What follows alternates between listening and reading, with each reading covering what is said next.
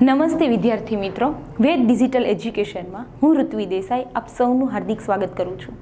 બાળ મિત્રો, આપણે આગળના વિડીયોમાં જોયું કે ઇતિહાસના સાધનો ક્યાં ક્યાં છે, એટલે કે ઇતિહાસની માહિતીઓ આપણને શામાંથી મળે છે. એ ઉપરાંત પણ ઇતિહાસકારો વિશેની માહિતી મેળવી કે એ લોકો પાસેથી કેવી રીતે આપણને ઇતિહાસની માહિતી મળે છે. હવે આપણે જોઈશું આ ભારત ભૂમિ વિશે.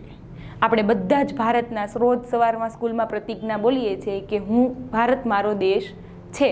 તો આ ભારતનું નામ ભારત કેવી રીતે પડ્યું, આ લોકો ભારત એટલે કેવી રીતે ભારતના લોકોને લોકો ઓળખતા થયા, એની માહિતી આપણે મેળવીશું. તો કે અહીંયા તમને જે બે ચિત્રો દેખાય છે એ ભારત ભૂમિના જ છે. આ જૂનો છે, એટલે કે જૂનું ચિત્ર છે કે જે આપણને સિંધુ ખીણ ક્યાં હતું, કે સિંધુ ખીણની સંસ્કૃતિ ક્યાં હતી, મોહેન્જો-દડો ક્યાં હતું, આ હડપ્પા છે, એની આપણને માહિતી આપે છે. જ્યારે એ સમય એટલે કે એ સમયના જે શહેરો છે એ વર્તમાન સમયમાં ક્યાં છે, તો કે આપણે જોઈએ તો કે મોહેન્જો-દડો છે ને એ વર્તમાન સમયમાં પાકિસ્તાનમાં છે. તો કે એવી જ રીતે જે સિંધુ નદી એ ભારતની નદી હતી, જે ભારતના ભાગલા પડ્યા પછી એ ક્યાં આવી ગઈ, પાકિસ્તાનમાં. તો કે હવે આપણે જાણીએ કે ભારતના લોકોને ભારતીય તરીકે લોકો કેવી, એટલે કે હિન્દુસ્તાનના લોકોને ઇન્ડિયન આપણે કહીએ, ઇન્ડિયન આપણે ઇંગ્લિશમાં આપણે એમ કહીએ કે ઇન્ડિયન લોકો છે, આ ઇન્ડિયન છે એમ. તો ઇન્ડિયન કેવી રીતે આપણે ઓળખાણા એની માહિતી મેળવીશું. તો આવો પુસ્તકમાં ભૂમિનું નામ, એટલે કે આપણે આપણા દેશને બે નામથી ઓળખીએ છીએ, ઇન્ડિયા અને ભારત. અને હિન્દીમાં વધારે કહીએ તો હિન્દુસ્તાન. હિન્દુસ્તાન તો હિન્દુ લોકો વધારે રહેતા, એટલે એમ કહીએ કે સિંધુ નદીના કિનારે આપણી ભારતીય સંસ્કૃતિ શરૂ થઈને એટલે વિદેશી લોકોને સિંધુ બોલતા નહોતું આવડતું, એટલે હિન્દુ કરતા. અને સ્થાન એટલે કે જમીન વિસ્તાર આપણે કહીએ ને એને સ્થાન કહેવાય, એટલે કે એના પરથી આપણું નામ હિન્દુસ્તાન પડ્યું. એટલે હિન્દીમાં તો ખબર પડી ગઈ, પણ ઇન્ડિયા અને ભારત કેવી રીતે પડ્યું એ જોઈએ. આપણા દેશને ભારતને બે નામે ઓળખીએ છીએ. અને ભારત ઉપર તો તમને બધાને ઘણી બધી ખબર હશે કે ભરત રાજા હતો ને એના પરથી બી બહુ લાંબી પ્રાચીન સ્ટોરીઓ છે જ, વાર્તાઓ છે જ. પરંતુ ઇન્ડિયા શબ્દ એ ઇન્ડસ પરથી ઉતરી આવેલો છે. કયો શબ્દ? ઇન્ડિયા શબ્દ એ ઇન્ડસ પરથી ઉતરી આવેલો છે. MCQમાં યાદ રાખજો. જેને સંસ્કૃત ભાષામાં સિંધુ કહેવાય છે. ઇન્ડસને સંસ્કૃતમાં સિંધુ કહેવાય છે. ઇન્ડિયા કોના પરથી ઉતરી આવ્યો?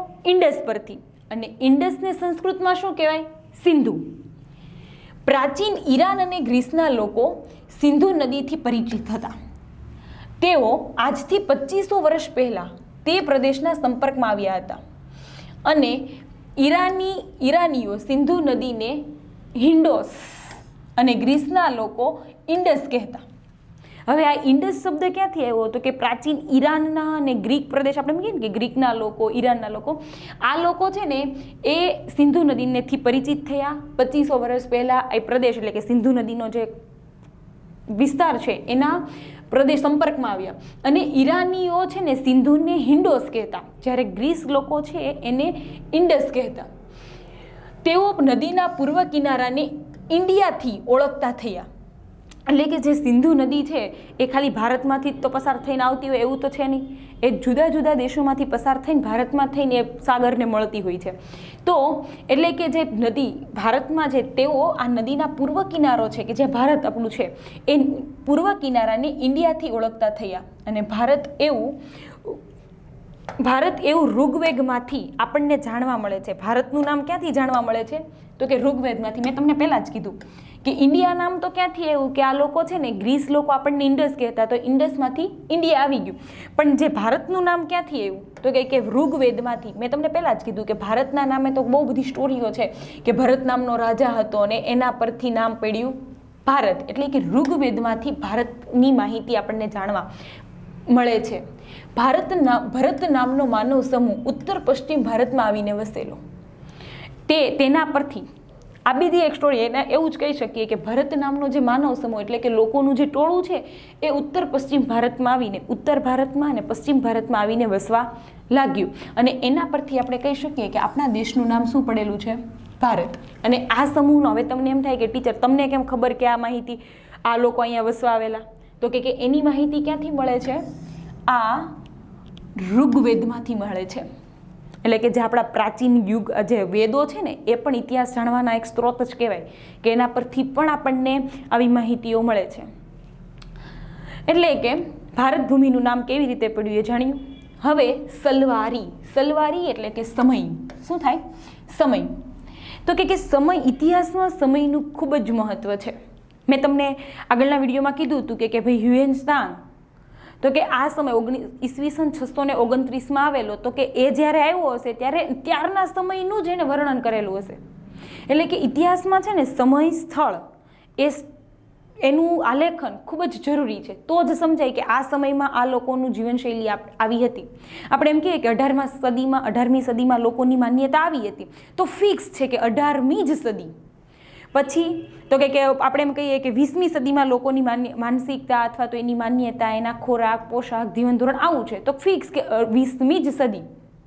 તમને એમ કહીએ એકદમ જૂના રૂઢિ રિવાજોવાળા લોકો આમ મીન્સ કે એનો પહેરવેશ એટલે તરત જ આપણે એમ નથી કહેતા કે 18મી સદીનું છે, આ 15મી સદીનું છે, 16મી સદીનું છે. કેમ કે એ સમયગાળા દરમિયાનના વ્યક્તિનું જીવન ધોરણ બતાવે છે. એટલે કે એની વાત આપણે કરતા હોઈએ એટલા માટે એવી વાત કરતા હોઈએ.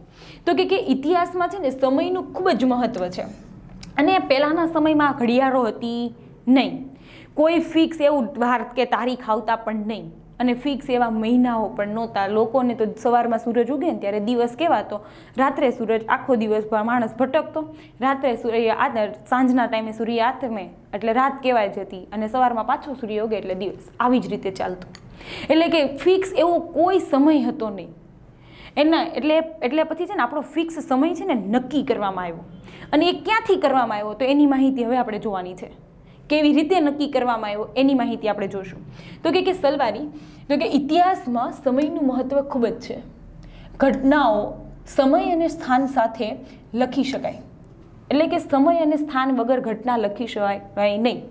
અકબર જ લઈ લઈએ તો અકબર કયા સમયનો વ્યક્તિ હતો અને એ ક્યાંનો રાજા હતો, તો ફિક્સ છે કે ભાઈ દિલ્હીનું શાસન એણે કરેલું. અને ક્યારનો તો કે મુગલ કાળનો જ એ વ્યક્તિ હતો.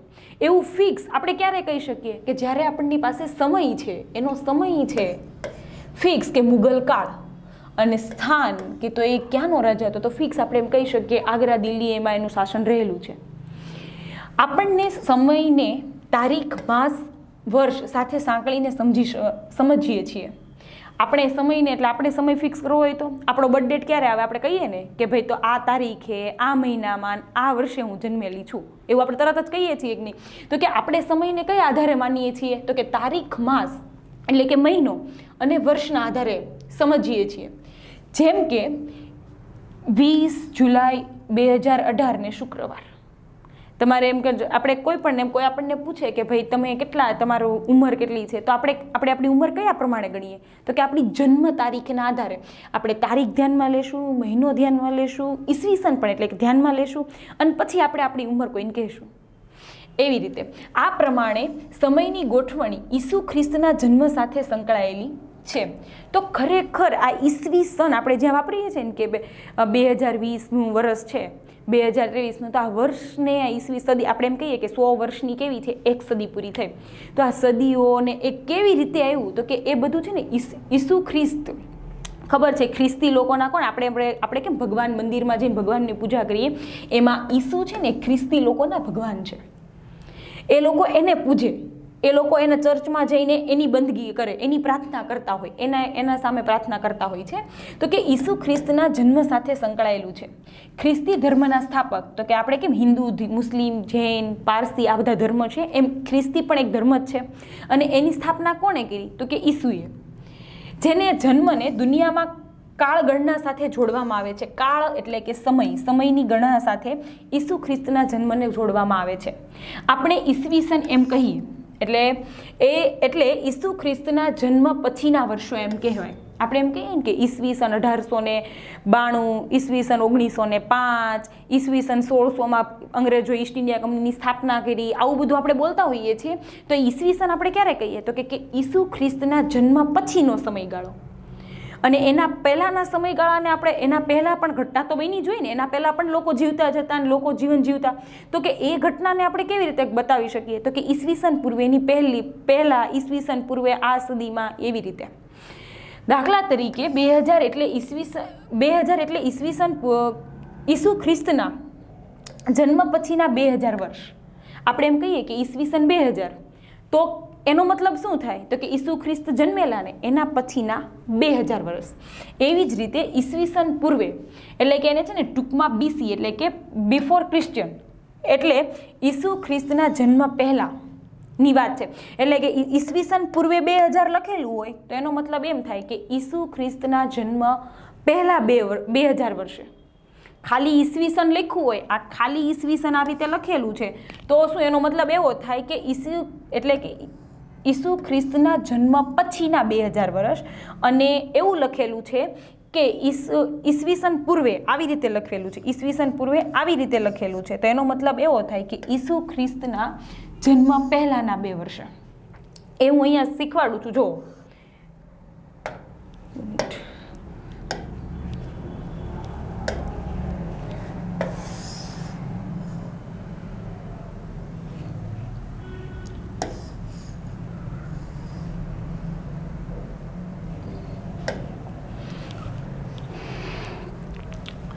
અહીંયા આપણે જોયું તો કે ઈસવીસન પૂર્વે એટલે એને બીસી કહીએ, અને ઈસવીસન એટલે કે એડી.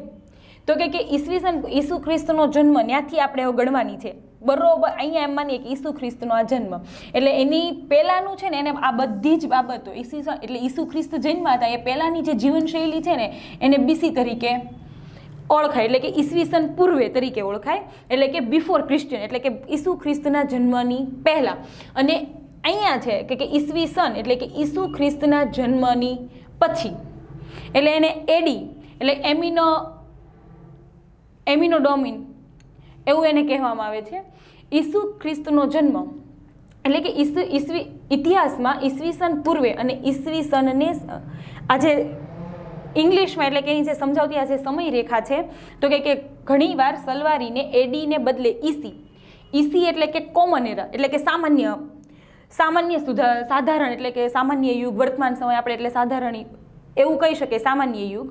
અને બીસીને બદલે BCE એટલે કે બિફોર કોમન એરા. એરા મીન્સ શું થાય ખબર છે? કે યુગ કે એ જે તે યુગ આપણે કહીએ ને કે આ યુગ હતો પહેલાં, એવી રીતે પાષાણ યુગ હતો, તામ્ર યુગ હતો, એવી રીતે યુગ. તો કે એડીને આપણે છે ને ઈસી એટલે કે કોમન એરા તરીકે ઓળખીએ, અને બીસીના બદલે છે ને BCE એટલે કે બિફોર કોમન એરા એમ જાણવામાં એટલે કે એમ ઓળખવામાં પણ આવે છે ને એમ લખી પણ શકીએ છીએ. ખ્રિસ્તી ધર્મ વિશ્વના મોટાભાગના રાષ્ટ્ર સાથે સંકળાયેલો હોવાથી હવે તમને એમ થાય ટીચર ખ્રિસ્તી ધર્મના એટલે ઈસુ ખ્રિસ્તના જન્મને જ કેમ ધ્યાનમાં લેવા આવે છે? તો કે ખ્રિસ્તી ધર્મ છે એ વિશ્વના ઘણા બધા રાષ્ટ્રો સાથે સંકળાયેલો છે. ઓલમોસ્ટ રાષ્ટ્રોમાં ઇંગ્લેન્ડ આપણે માન્યા અમેરિકા છે કે પછી એવા યુરોપના બધા દેશો જોઈ લઈએ તો એ બધે જ મોસ્ટ ઓફ છે ને ખ્રિસ્તી ધર્મનું પાલન વધારે થતું હોય છે. એટલા માટે સલવારીમાં છે ને એનો ઉપયોગ કરીએ છીએ. અને ઘણીવાર બીપી એટલે કે બિફોર પ્રેઝન્ટ એટલે કે વર્તમાન સમય પહેલાં, એને આપણે શું કહીએ ભૂતકાળ, એનો ઉપયોગ પણ કરવામાં આવે છે. એનોડોમિની એવા બે શબ્દો આજે એડી આપણે જોયું, તો આજે આપણે એડી જોયું, મેં તમને કીધું કે બીસી એટલે કે બિફોર ક્રિશ્ચિયન, અને આજે મેં જોયું કે એનોડોમિની. તો આ બે શબ્દ છે ને એ ગ્રીક શબ્દો છે જેનો અર્થ થાય છે in the year of God એટલે કે ભગવાનના સમયનું વર્ષ. એટલે કે આ ભગવાનના એડીનો અર્થ શું થાય કે એનોડોમિની, એટલે એનોડોમિનીનો અર્થ શું થાય કે in the year of the God. એટલે મતલબ શું? તો કે ભગવાનના સમયનો પછીનો આ સમય, અને આ થાય ભગવાનના સમયનો ભગવાનના જન્મના સમયના પહેલાંનો સમય. સમજાણું? બસ આ સલવારી છે કે જેથી તમને ખબર પડે સમયની માહિતી છે કે ઇતિહાસમાં સમયને કેવી રીતે ગણવામાં આવે છે, અને આપણા જે સમયની વર્તમાન સમયમાં જે આપણે વર્ષ કહીએ છીએ, તારીખ કહીએ છીએ, એ કહીએ સદીઓ ગણીએ છીએ, એની ગણતરી કેવી રીતે શરૂઆત થઈ અને કેવી રીતે એની ગણતરી વર્તમાન સમયમાં પણ કરવામાં આવે છે એની માહિતી મેળવી. બાળમિત્રો, અહીંયા આપણું પહેલું ચેપ્ટર પૂરું થાય છે. પહેલા ચેપ્ટરમાં કઈ કઈ માહિતીઓ મેળવી ફરીવાર એક વખત યાદ કરાવી દઉં. ઇતિહાસ જાણવાના સાધનો, સ્ત્રોતો, તો એમાં કઈ કઈ માહિતી મેળવી? તો કે તામ્રપત્ર, ભોજપત્ર, તાડપત્ર, અભિલેખો, સિક્કાઓ. આ ઉપરાંત કે આના સિવાય ઇતિહાસકારો અને પુરાતત્વશાસ્ત્રીઓ છે કે પછી પ્રવાસીઓ છે એ લોકો કેવી રીતે માહિતીઓ એકઠી કરતા અને એ લોકોએ એની પાસેથી કેવી રીતે ઇતિહાસની માહિતીઓ મળે છે એની માહિતી મેળવી. એના પછી આપણે માહિતી મેળવી કે ભારત ભૂમિનું નામ છે એ કેવી રીતે પડ્યું એ, અને ઇતિહાસમાં સમયની ગણના ક્યારથી શરૂ થઈ અને કેવી રીતે શરૂ થઈ એની માહિતી મેળવી. હવે આપણે બીજું ચેપ્ટર પછીના વિડીયોમાં જોઈશું.